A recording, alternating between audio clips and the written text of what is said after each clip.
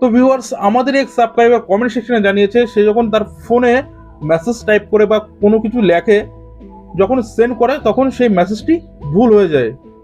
আমাদের ফোনে English keyboard থাকলেও আমরা যখন মেসেজ টাইপ করি বেশিরভাগ ক্ষেত্রেই সেই উচ্চারণ কিন্তু বাংলাতে হয়। তোমরা ধরে নাও এখানে আমি লিখলাম তোমার, যখনই স্পেস করব তখনই এই যে ওয়ার্ড সেটি কিন্তু চেঞ্জ হয়ে অন্য কিছু হয়ে যাচ্ছে। এইরকম সমস্যার সম্মুখীন তুমিও হয়ে থাকলে ভিডিওটা স্কিপ না করে সম্পূর্ণ দেখো। এখানে মেসেজ আমরা ঠিকই টাইপ করছি, যখন সেন্ড করছি মেসেজটা কিন্তু ভুল হয়ে যাচ্ছে। এক্ষেত্রে কিন্তু আমাদের বিভিন্ন সমস্যার সম্মুখীন হতে হয়।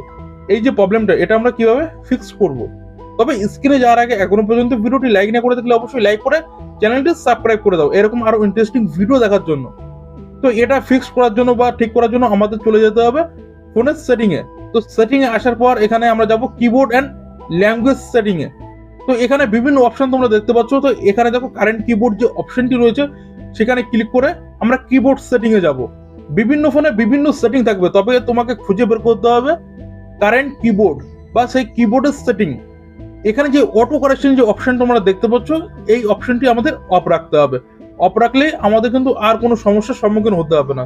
এই অপশনটি অফ করার পর আমরা মেসেজে যা টাইপ করব সেটুকুই হবে, তার বাইরে কিচ্ছু হবে না। এই অপশনটি অফ করার আগে কি হতো, আমরা যখনই মেসেজ টাইপ করে স্পেস দিতাম সেক্ষেত্রে আমাদের ওয়ার্ড চেঞ্জ হয়ে যেত।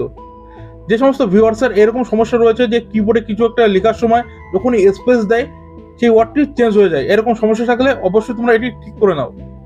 আশা করি এই ইনফরমেশনটি অনেকের অনেক কাজেই লাগবে। তো ভিডিওটি ভালো লাগলে অবশ্যই ভিডিওটি লাইক করে চ্যানেলটি সাবস্ক্রাইব করে দিও এরকম আরো অনেক ইন্টারেস্টিং ভিডিও দেখার জন্য।